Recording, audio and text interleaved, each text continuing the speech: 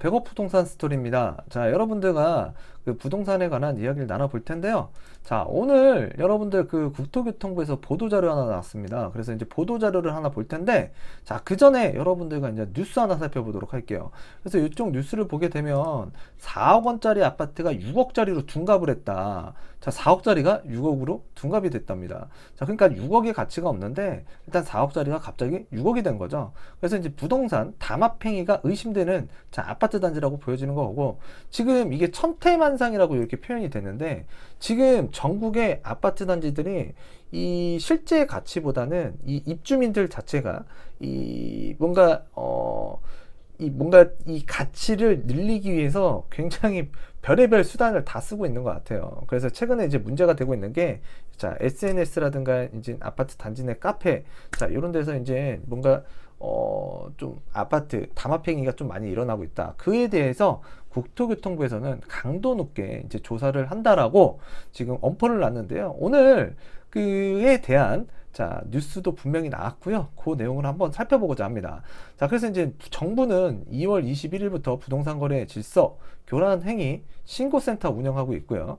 자, 2월 21일부터면 지금 운영하고 있네요. 자, 그리고 9일 오후 12시 기준 324건의 아파트 단지가 집값 담합 행위 등에 관한 사항으로 신고 접수가 됐다고 보시면 될 것 같아요. 자, 그 중에서도 이제 경기 화성, 인천 남동구, 자, 그 다음에 경기 남양주, 용인 수지구, 인천 연수구 등, 자, 이런 지역들이 지금 문제가 되고 있다고 보시면 될 것 같습니다. 자, 그래서 이제 인천 남동구라면, 자, 이 어딜까요, 여러분들? 자, 논현동 일대라고 보셔도 될 것 같고요. 그 다음에 이제 경기도 화성이라 그러면 이제 동탄이라든가 또는 송산 그린시티 쪽이라고 보셔도 될 것 같고, 자, 용인 수지라인이라 그러면, 자, 여러분들 그 아실 거예요, 대부분. 그리고 또 이제 인천 연수구다 그러면 이제 송도 국제신도시가 있잖아요. 신축 아파트 많이 몰려있는 지역들. 자, 이런 지역들이 지금 현재 최근에 문제가 되고 있는 것 같고요. 자, 그랬을 때 지금 아래에 사연들이 나와 있습니다. 이 사연 한번 보게 되면, 인천의 한 지역 부동산 카페에 부동산에 집을 6억 원 내놨다. 자, 이렇게 내용의 글이 올라왔고요. 자, 댓글들은 잘했다. 칭찬하기 바빴어요. 문제는 이 집의 시세가 4억 초반이었던 거예요. 자, 근데 이제 공인중개사가 매물 등록을 꺼렸지만 당연히 4억의 가치가 없으니까 꺼렸겠죠. 자, 그렇지만 매도인은 계속해서 공인중개사를 압박한 거예요. 어떻게? 6억 원에 올려야 한다고 고집을 피웠고요. 공인중개사는 차선으로, 자, 이용자가 적은 부동산 중개 사이트에, 자, 매물을 올렸지만, 자, 수시간 내에 철회를 했다. 공인중개사분께서 뭐라고 말씀하셨냐면, 이제 양심을 팔 수는 없었다. 자, 그래서 지금 4억짜리 집을, 자, 6억에 내달라고 이제 했던 이 매도자, 자, 요런 사연들도 있었다라고 보시면 되고요.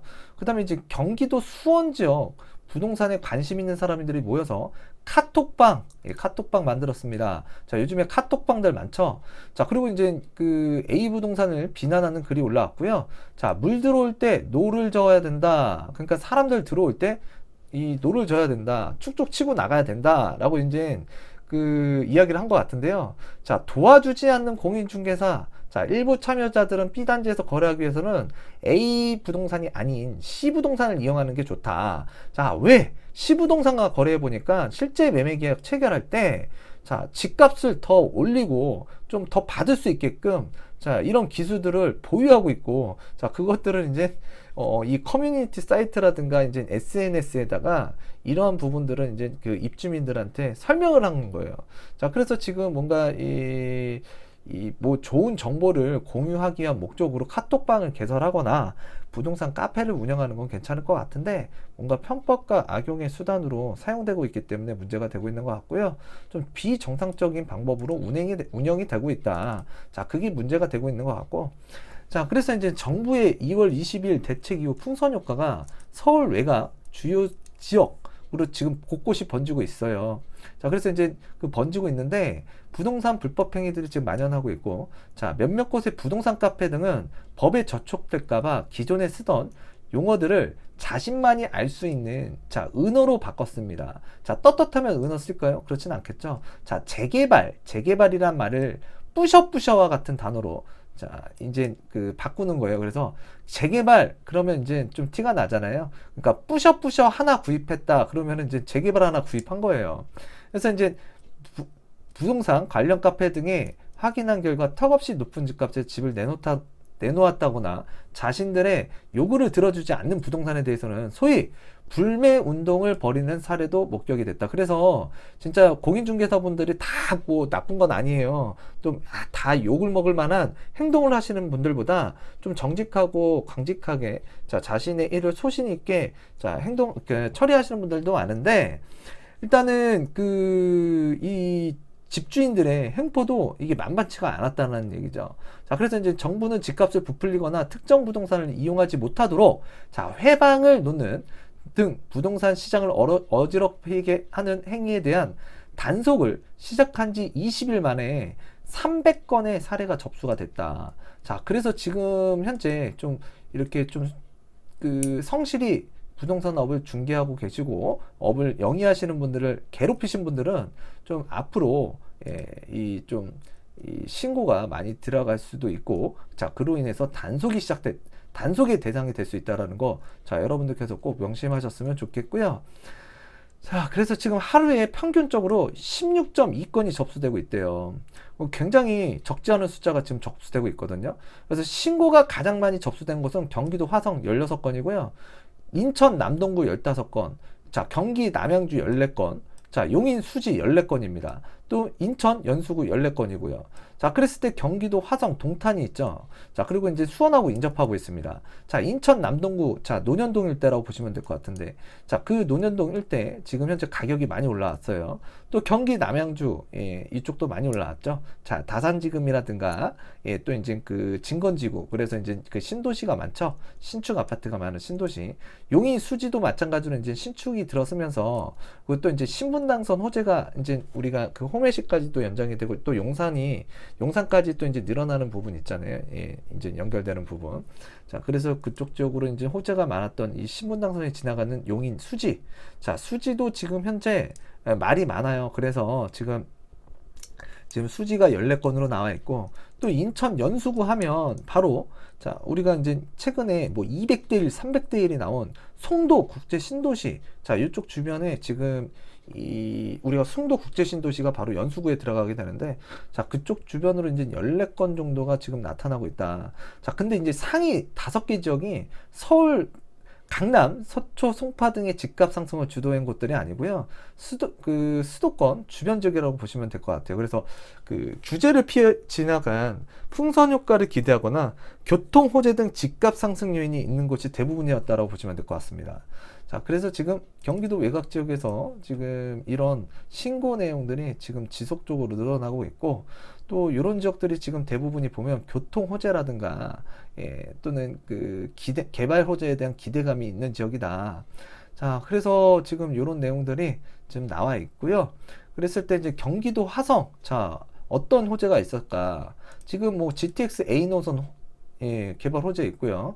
또 지금 이제 비규제 지역으로 대표적으로 뽑히는 인천 같은 경우에는 송도하고 검단 신도시 등 개발이 계속되고 있고요. GTX B노선, 제2경인선, 인천 도시철도 2호선 연장 등 교통 호재 등 인천의 아파트값 그러니까 상승을 부추기고 있고요. 또 월판선도 지금 이제 앞으로 좀 주의를 해야 되고, 또 인천 같은 경우에는 또 수인선도 들어가잖아요. 그래서 8월달 정도에 이제 인천과 수원을 연결해주는 3단계 수인선이 이제 완결이 됩니다. 그래서 이제 그러니까 분당선과 수인선이 이제 직결로 연결되기 때문에 인천에서 왕십리까지 이제 한 방에 다이렉트로 이제 이동이 가능하게끔 연결이 되는 부분이 바로 8월 달인데, 지금 인천에 교통 호재가 많은 것 같아요. 그리고 또 이제 사례를 보면 입주자들이요, 하여튼 입주자들로 구성된 모임이 안내문, 온라인 커뮤니티 등을 통해서 특정 가격 이하로 중개 의뢰를 하지 못하도록 유도하거나 특정 가격 이하로 거래하는 부동산을 이용하지 않도록 권고했다. 또 특정 가격 이하로 등록한 부동산의 매물을 허위 매물로 신고하는 거예요. 허위 매물로. 그래서 공인중개사가 굉장히 피해를 보신 분들도 상당히 많은 것으로 알고 있어요. 지금 현재까지. 그래서 이제 시세보다 비싸게 중개하는 특정 중개사에게 중개를 유도하거나 중개사에게 시세보다 비싸게 매물을 올리도록 강요하는 경우도 많았고요. 또 중개사가 거짓으로 거래가 완료된 것처럼 꾸미거나 단체, 그쵸, 이제 단체를 구성해서 외부인과 공동중개를 제한하는 행위도 포함됐다. 공인중개사도 보게 되면 어느 지역 가면 이렇게 모임이 있어요. 그러면 외부에서 이 공동중개 하겠다라고 들어가게 되면은, 자, 공동중개 뭐 저희는 안 합니다라고 직접적으로 얘기하시는 분들은 없는데 안 해요. 안 해. 예, 그래서 그런 것들은 또 단속의 대상이 될 수 있다. 자, 공인중개사법에서는요, 공인중개사는 그 전국 어디든지 이 중개 활동이 가능하거든요. 근데 이제 특정 뭐 아파트 단지들을 가게 되면은 뭐 자기들만의 권리 형성을 보호하기 위해서 뭔가 이 집단 같은 걸 만들거든요. 자, 근데 이런 것들이 적폐예요, 적폐. 그런 적폐들이 이제 사라졌으면 좋겠고, 자, 그것들은 생기는 이게, 그러니까 이게 존속하는 이유는 자기들의 권리 보호를 위해서, 자, 이 뭔가 외부에서 새로운 공인중개사가 들어오지 못하도록 지금 뭔가 기득권 세력을 이제 구축하고 있다고 보시면 될 것 같아요. 자, 그래서 그런 것들은 조금 없어졌으면 좋겠다라고 보여지고요. 자, 그래서 이제 그 현재 접수된 사례들을 살펴보게 되면, 예, 접수된 사례를 보게 되면, 그 해당 지자체에서 지금 조사 중인데, 감정원에 따르면 조사 결과에 따라서 공인중개사법 제33조에 의거, 자, 3년 이하의 징역 또는 3천만 원 이하의 벌금에 처해질 수 있다. 그래서 이제 위반 행위자를 특정할 수 있는 문서나 사진, 안내만, 현수막 또는 온라인 커뮤니티 화면을 캡처한 신고 사례가 접수되고 있고요. 신고 내용 확인 후 추가 자료로 필요한 경우에는 신고인에게 보완을 요청하고 검토가 완료되면 관할 지자체에 조사 및 조치를 요구한다라고 감정원, 예, 감정원 관계자가 이렇게 얘기를 했습니다. 자, 그렇기 때문에 지금 이 집값 담합 행위 있잖아요. 아파트 단지 내 그 커뮤니티 또는 SNS를 통해서 집값 담합 외에도 중개업소에 다운계약서 강요, 요즘에도 다운계약서 요구하시는 분들 가끔 있는 것 같아요. 좀 정신 좀 차리셨으면 좋겠고, 자, 청약통장 불법거래, 이거 잡아야겠죠. 분양권 불법점매, 이거 불법점매 제가 예전에도 몇 번 말씀드렸는데 이거 알면서도 국토부에서 적발 안 하는 것 같아요. 일부 적발은 되고 있지만 이거 분양권 불법점매 잡아야 돼요. 예. 그게 국가의 뭐 국민의, 예, 삶의 질을 떨어뜨리고 있고 조음을 먹고 있는, 자, 부분이라고 봐도 될 것 같습니다. 그래서 이제 떴다방 등 임시 중개 시설물을 설치하고, 자, 운영하는 행위도 없어져야 될 것 같고요. 자, 토지거래 행위, 토지거래 허가 위반 등의 행위도 이제 신고를 할 수 있기 때문에, 자, 여러분들께서 이 부동산 거래질서 교란행위 신고센터 홈페이지에다가, 자, 여러분들께서 그 통합 인증 후에 신고서를 작성하고 입증 자료를 제출하시면, 자, 이 접수가 가능하다라는 내용을 이제 여러분들께서 알아두셨으면 좋겠고요. 자, 이제 여러분들 요 내용을 본 이유는요. 자, 요런 것들이 지금 뉴스에 나오고 있고 지금 이제 그 사례들이 나오고 있잖아요. 자, 그랬을 때 지금 국토교통부에서 오늘, 자, 자료가 하나 나왔어요. 자, 보도자료 2020년 3월 9일. 그래서 이제 그 월요일 날 나온 자료라고 보시면 되는데, 이 자금 조달 계획서 제출 대상 지역 확대, 그래서 이제 투기 대응 강화하겠다. 자, 그래서 지금 현재 요거 자, 한번 좀 여러분들께서 읽어 보셨으면 좋겠고요. 자, 그래서 이제 제출 대상 지역 확대되고요. 자, 증빙자료 제출, 자, 신고 항목 구체화가 된다. 그래서 자금 조달 계획서 제출 대상 지역이 조정 대상 지역 3억 원 및, 자, 비규제 지역 6억 원 이상의 주택 거래 신고 시 주택 자금 조달 및 입주 계획서, 자금 조달 계획서를 그 제출이 의무화된다. 그래서 기존에 투기과열지구 3억 원 이상의 주택에 대해서만 이제 이 자금 조달 계획서를 작성했는데, 이제 앞으로는 투기과열지구 조정 대상 지역이면 3억 이상의 주택을 내가 거래를 했다. 그럼 이거 무조건 작성. 그리고 비규제 지역 6억 원 이상 주택을 취득했다. 작성. 자, 그렇기 때문에 이제 전국적으로 이 자금 출처 계획서를 이제 작성해야 된다라고 보시면 돼요. 근데 이제 기준이 있습니다. 가입 기준이. 웬만한 주택들 다 3억 넘어가죠. 뭐 조정 대상 투기과열 지구면. 그리고 또 이제 비규제 지역도, 예, 웬만한 역세권이라든가 또는 신축 아파트라 그러면 다 넘어갑니다. 자, 그런 내용들 좀 알아두셨으면 좋겠고. 자, 그리고 이제 내려가게 되면 이 투기과열 지구, 그 조정 대상 지역 굉장히 이제 확대가 많이 됐는데, 자, 조정 대상 지역이면서 투기과열 지구, 처음부터 투기과열 지구로 가진 않는단 말이에요. 그럼 조정 대상 지역, 자, 뭔가 주택 가격이 많이 올라왔기 때문에 이제 조정 대상 지역으로 이제 편입이 된 건데, 이제 향후에 여기에서 한 차례 더, 예, 상승을 하거나 이 집값이 많이 폭등을 한 지역으로 이제 또다시 이제 두각을 나타내게 되면 이 투기과열지구로 묶이게 되거든요. 자, 그렇기 때문에 이쪽 과천이나 성남이나 분당, 광명, 하남 같은 경우, 또 대구, 수성, 세종, 자, 이런 지역들, 또 서울의 지역들 같은 경우에는 지금 규제가 있었어도 이렇게 꾸준하게 올라왔기 때문에 조정 대상 찍고요. 투기과열 찍고요. 서울 같은 경우에 이제 투기 지역도 있습니다. 투기 지역. 자, 투기 지역으로 이제 규제 묶이고요. 그래서 규제로 묶였다고 해서 주택 가격이 상승을 안 하는 것도 아니고요. 자, 무조건 하락하는 것만도 아닙니다. 자, 그렇기 때문에 여러분들께서 항상 부동산을 관심 있게 지켜보셔야 될 것 같고요. 자, 일단은 이 규제가 찍혔다라는 건 뭐냐면 이 주택이 사람들한테 인기가 많다라는 지역으로 이제 판단하셔도 될 것 같습니다. 자, 자금 조달 계획서 증빙자료 제출. 그래서 요 얘기도 많이 이야기를 나눠봤는데 그동안 투기과열지구 9억 원 초과주택 거래 신고 시에는 자금 조달 계획서에 작성 항목별로 예금 잔액 증명서, 소득금액, 증명원 등 객관적인 증빙 자료를 제출하고 첨부하고 자 이제 제출을 해야 된다. 자, 그리고 이제 그간에 실거래 신고 시 자금 조달 계획서만 제출하고요. 자, 이제 만약에 사후에 의심이 되면 소명 자료를 제출하라고 했는데 이제 앞으로는 투기과열지구 9억 원 초과 주택에 대해서는 자금 조달 계획서와 객관적인 증빙 자료를 함께 제출할 수 있도록 법적으로 의무화가 된다. 자, 그래서 이제 의무화가 되게 되는데 여기서 보게 되면 이제 자기 자금과 차입금으로 이제 이 우리가 주택을 이제 취득한다라고 보게 되면 뭐 금융기관의 예금액이다. 그럼 예금잔액 증명서 띄워야 되고요.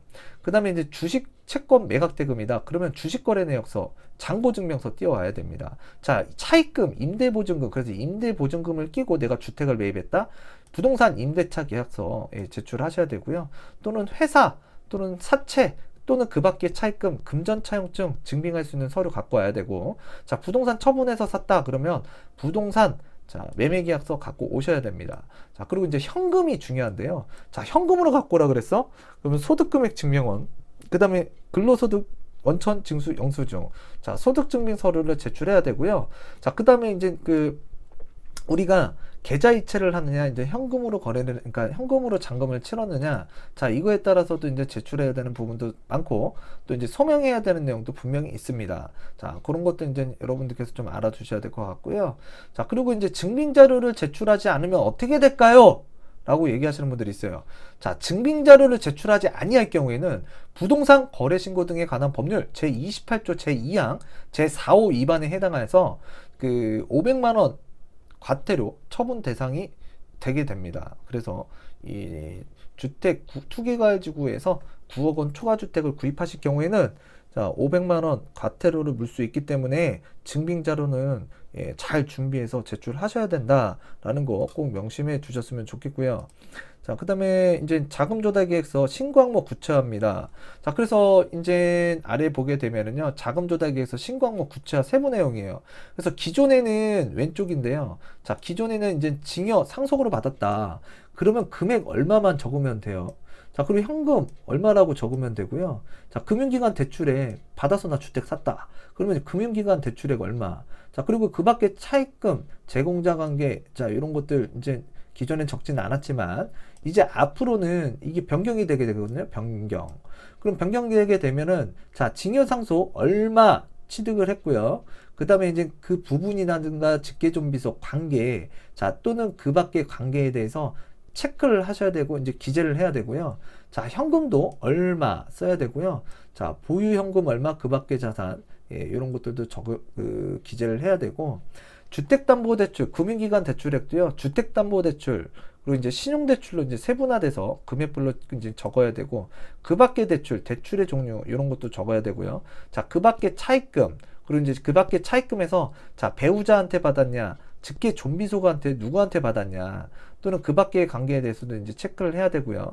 자, 그리고 이제 총 거래 금액, 그 다음에 계좌 이체 등 또는 보증금 대출 승계 금액, 자, 현금 및 그 밖의 지급 방식 금액, 자, 지급 사유, 자, 이런 것들 꼼꼼하게 작성을 해야 됩니다. 그렇기 때문에 이제 앞으로 이 자금 조달 계획서를 작성하는 것 자체가 굉장히 까다로워졌고요. 힘들어졌어요. 진짜로.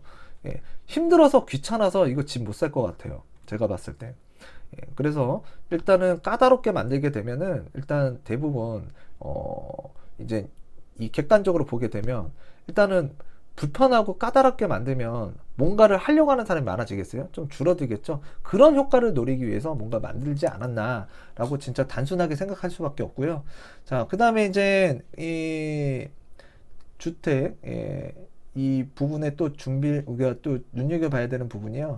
자, 최근 주택 매수 비중이 늘고 있는 부동산 법인. 자, 부동산 법인 굉장히 많이 늘어나고 있는데요. 자, 어떤 분들은 그런 얘기들 하세요. 부동산 법인, 이게 뭔가가, 혜택이 많이 줄지 않았습니까? 그래서 부동산 법인을 만들고 싶은데, 혜택이 없어지는 것 같아서 이거 만드는데 조금 좀 고민이 돼요. 이렇게 물어보시는 분들이 많은데요. 일단은 그래도 법인이 진짜 많이 만들어지고 있는 것 같아요. 그래서 이제 이 국토교통부에서도 보더라도 최근에 이제 법인이 많다 보니까 늘어나고 있기 때문에, 자, 늘어나는 만큼 주택 매수 비중도 부동산, 자, 이 법인으로 취득하는 주택들, 거래 주택들이 많이 늘어난다라고 이렇게 나와 있는 거잖아요. 자, 그랬을 때 법인이라는 게 왜 그럴까? 다 이유가 있겠죠. 다주택자, 양도소득세 중과 피할 수 있고요. 합산과세 회피를 위해 설립한 것으로 보이는 소규모 부동산 법인 등에 대해서는 국세청과 협력해서, 자, 법인 자금을 유출하고 고가 아파트를 취득하는 행위, 차명 계좌를 통해 수익 금액을 누락하는 행위, 자, 이 불법 탈루 행위에 대한 강도 높은 조사를 이어가겠다. 근데 대부분의 이 영세법인 또는 1인 법인 같은 경우에는 뭐 이 정도까지 하시는 분들 거의 없을 것 같거든요. 자, 그랬을 때 이 불법 탈루 행위에, 자, 걸려들 만한 분들이 과연 몇 명이나 될까? 근데 상당히 이 소규모 부동산업 법인은 늘어나고 있고, 자, 이 늘어나는 이유 중에 하나가 여기서 기재된 바와 같이 양도소득세 중과, 자, 합산과세 회피를 위해서 설립한다라고 이렇게 나와 있네요. 자, 이런 내용들만 여러분들 보더라도 어떤 사회적 현상이 일어나고 있는지, 자, 알아낼 수가 있습니다. 네, 알아낼 수가 있고요. 그리고 또 이제 투기과열지구내 고가주택에 대한 지금 증빙자료 제출이 의무화됨에 따라서, 자, 실거래 신고, 자, 즉시 이상거래여야, 자, 불법 행위 등에 대한 조사를 착수할 수 있게 되겠고요. 자, 조사 착수 시점이 현행 대비 2개월 이상 단축되기 때문에 신속한 대응이 가능하다. 자, 신속한 대응이 가능하다 그러면 뭐예요? 집값을 효율적으로 잡을 수 있다는 얘기죠. 자, 그런 것들은 이제 여러분들이, 자, 알아두셨으면 좋겠고, 네. 그래서 이제 증빙자료 제출 언제부터 하냐? 자, 시행일은 3월 13일부터 하고요. 13일부터 이제 체결되는 거래 계약분부터 적용한다고 해요. 자, 그래서 이제 만약에 이 자금조달 계획서, 아까 말씀드렸다시피 투기과열지구 조정 대상 지역은 3억, 비규제 지역은 6억 원입니다. 자, 그리고 또 이제 여기 아래서 또 보게 되면, 자, 3월 13일 전에 체결된 거래 계획에 대해서는 자금 조달 계획서 제출 대상 지역 확대 및 증빙자료 제출 규정이, 자, 적용되지 않는다. 자, 그런데, 자, 자금 조달 계획서 등의 제출을 회피하기 위해서 계약일을 시행일 이전으로 하여 거짓 신고할 경우에는, 자, 과태료 처분 대상인데요. 취득가에, 자, 매매 취득가의 100분의 1로, 자, 과태료를 물리게 된다. 자, 그러니까 여러분들 좀 조심하셔야 될 것 같고요. 자, 그래서 만약에 예를 들어서 10억짜리 아파트를 거래를 했다. 근데 이제 위반한 거예요. 그러면 2천만 원이 벌금이에요. 2천만 원. 아니, 2천만 원이 과태료입니다. 과태료. 자, 그리고 이제 자금 조달 계획서 증빙자료는 어떻게 제출해야 되냐. 자, 이런 것들은 이제 한번 읽어보시고요. 자, 그 다음에 제출 서류를 모두 제출해야 하는지, 자, 제출할 수 있는 거는 다 제출해야 되는데, 자, 매수인이 자금 조달 계획서에서 실제 기재한 항목별 제출 서류만 제출하면 되고요. 자, 자금 조달의 종류로 기재하지 않은 항목과 관련된 자료는 제출하지 않아도 된다. 그래서 이제 해당하는 항목만 제출하시면 될 것 같고요. 그 다음에 부동산 매각, 증여, 상속, 차입 등이 실행되지 않은 경우에는 어떻게 해야 되냐. 자, 이거 아직 되진 않았는데, 자, 실거래 신고 시점에서 반드시 제출해야 되는 증빙서류. 자, 이 부분에 대해서 이제 문의가 들어온 거거든요. 이제 Q&A가 이제 들어온 거거든요. 자, 그랬을 때 이제 부동산 매각, 증여, 상속, 차입 등을 통해서 자금 조달인 경우에는, 자, 신고 시점에 부동산 매도 계약이 이루어지거나 증여, 상속, 차입 등 자금 조달 실행이 된 경우에 해당 항목별 증빙자료를 반드시 제출하되, 자, 부동산 매도 계약이 이루어지지 않았거나 또는 증여, 상속, 차입 등 자금 조달이 시행되지 않을 경우에는 자금 조달 계획서 항목에는 기재하되 증빙 자료를 제출하지 않을 수 있다. 자, 요거 나왔고요. 그다음에 이제 이 경우에도 향후 잔금 지급 등 거래가 완료된 이후에는 국토부 또는 신고관청이 자금 조달 계획서 등과 관련된 증빙 자료의 제출을 요청하면 자, 이거 응해야 되기 때문에 제출해야 된다. 자, 그래서 이제 향후에라도 그 증빙 자료의 제출을 요청하면 이제 제출을 해야 되기 때문에 항상 여러분들께서는 자, 갖고 있어야 된다. 증빙 자료를 잘 꼼꼼하게 챙겨 놓으셔야 된다라고 보셔야 될 것 같고요. 자, 자금 조달 계획서 작성 요령입니다. 자, 첫 번째 이제 사례를 보게 됐는데요. A가 투기가을지구내 10억 원의 주택을 구입하면서 금융기관 예금액 3억, 주택담보대출 3억, 부동산 처분대금 4억, 자, 자금을 조달할 계획인 경우, 그러면 자기 자금, 자, 금융기관 3억 원 여기다 기재를 하시고요. 부동산 처분대금이다. 그러면 처분대금에 4억 원. 그럼 이제 자기 자금 합계는 얼마예요? 소개에다가 7억 원. 자, 그리고 이제 금융기관 대출 합계액이 지금 3억 원이라고 기재를 했고요. 자, 주택담보대출로 이제 받으신 것 같아요. 그래서 주택담보대출이 3억 원이다. 자, 신용대출 없고요. 자, 기존 주택 보유 여부에 대해서 이제 물어보는 건데, 자, 요분은 주택이 없었기 때문에 자, 미보유라고 체크를 했다라고 보시면 될 것 같아요. 체크를. 자, 이렇게 이제 체크를 하고 이제 아래쪽에 가게 되면 이제 차입금에 대한 이제 합계 소개를 적고요. 자, 그다음에 자기 자금과 차입금 등을 더해서 자, 총 10억 원. 자, 여기다가 이제 기재를 하시면 되고요. 증빙 자료로는 예금 잔액 증명서. 자, 우리 예금 3억 원 있었다고 했죠. 금융거래 확인서 있어야 될 것 같고요. 부동산 매매계약서, 여기 처분대금으로 4억 원 기재를 했잖아요. 자, 그래서 총 3개의 제출 서류가 발생이 된다라고 보시면 될 것 같아요. 자, 두 번째 사료로는요, B가 투기가을지구내 11억 원 주택을 구입하면서 금융기관 예금액 4억 원, 주택 매각대금 1억 원, 증여 아버지한테 3억 원, 주택담보대출 2억 원, 자, 그리고 이제 잔금 지급 시 실행을 했고요. 회사지원금 1억 원. 그래서 잔금 지급 시 실행을 했다고 합니다. 그러면 자금을 이렇게 조달할 계획인 이 B라는 사람은 자기 자금에다가 아까 뭐라 그랬죠? 금융기관 예금액 4억 원 여기다 기재를 하고요. 주식 채권 매각 금액 이제 1억 원. 그리고 증여 상속 3억 원 아버지한테 받았습니다. 그래서 아버지한테 받았기 때문에 자, 직계존비 속에다 체크를 하시고요. 자, 관계는 부 아버지한테 받았기 때문에 부라고 체크를 하시고요. 자, 이제 자기 자금 8억 원 소개란에다가 이제 적으시면 될 것 같아요. 자, 그리고 이제 차입금을 적어야 되는데 금융기관 대출액이 얼마였냐? 2억 원이었죠. 주택담보대출. 자, 그래서 기존 주택담보 여부, 그래서 이제 주택담보가 기존에 주택 보유 여부인데 기존에 주택이 없었습니다. 그래서 미보유에다가 체크를 했고요. 자, 그 다음에 신용대출란은 받은 게 없기 때문에 공란이고 주택담보대출 2억 원 위에서 이제 주택담보대출 2억 원 받았다라고 이렇게 기재를 했죠. 자, 그리고 이제 이분은 회사지원금, 자, 회사 좋은 데 다니시나 봐요. 그래서 1억 원, 자, 이 회사지원금을 받았습니다.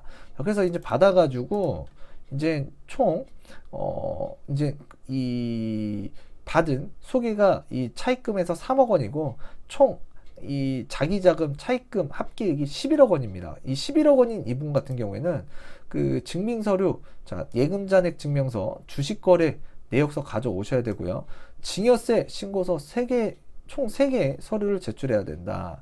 자, 그리고 이제 금융거래 확인서, 회사지원금, 대출 확인서는 대출 실행 후 소명 요구 시에 제출하시면 될 것 같아요. 자, 그래서 요분 같은 경우, 뭐, 여기 지금 주식, 그 다음에 이제 증여 받았잖아요.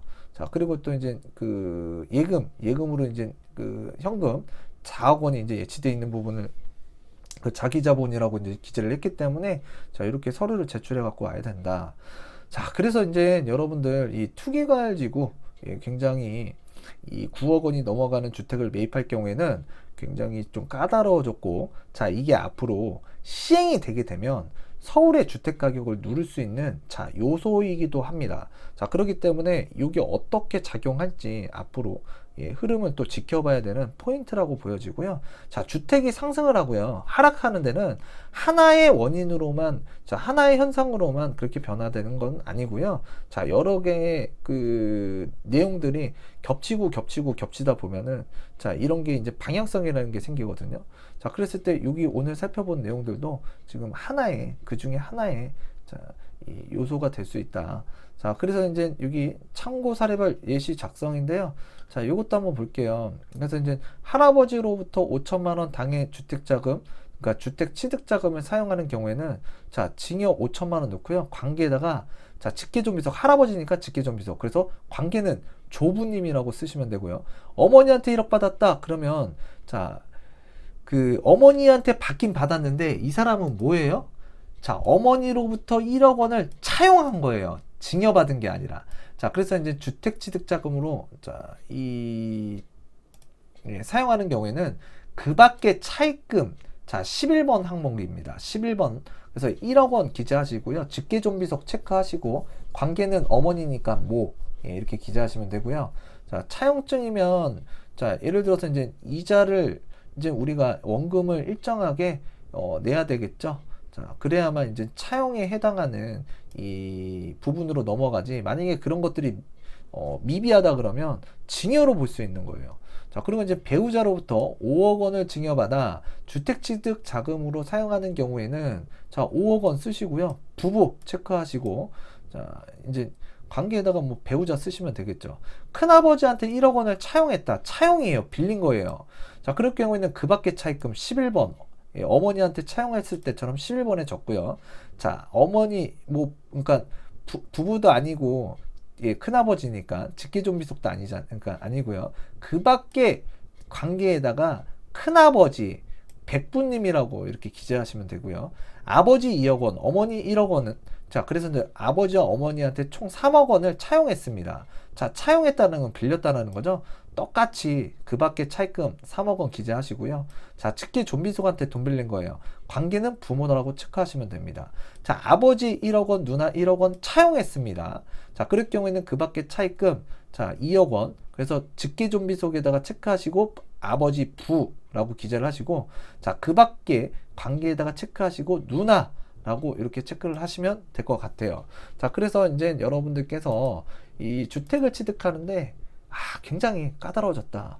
디테일해졌다. 자, 이런 것들 이제 알아두셨으면 좋겠습니다.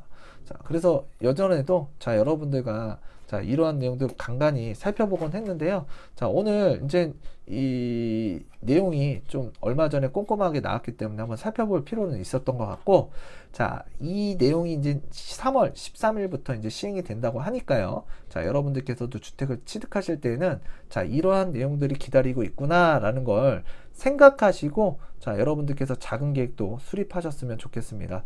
자, 이번 시간은 이쯤에서 마치도록 하겠고요. 다음 시간에도 여러분들과 유익한 내용으로 다가서는 100억 부동산 스토리의 미래가 되도록 하겠습니다. 감사합니다.